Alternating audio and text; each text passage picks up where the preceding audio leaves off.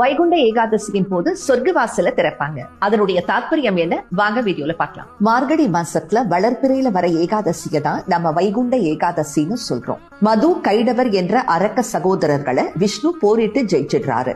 சரணாகதி அடையிற அவங்க உன்னோடவே நாங்க வைகுண்டத்துல எப்போதும் இருக்கணும்னு வரம் கேட்கிறாங்க.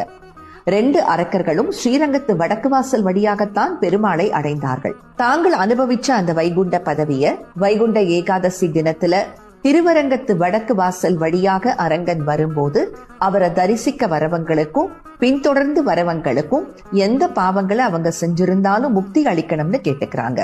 வைகுண்ட ஏகாதசி அன்னைக்கு தான் பரமபத வாசல் அல்லது சொர்க்கவாசல் கதவுகள் திறக்கப்படும்.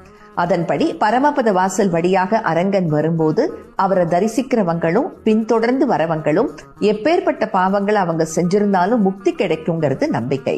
இந்த வருஷம் ஜனவரி 10ஆம் தேதி வைகுண்ட ஏகாதசி. ஸ்ரீரங்க சொர்க்கவாசல் தரிசனத்துக்கு போக முடிஞ்சா ரொம்ப விசேஷம்.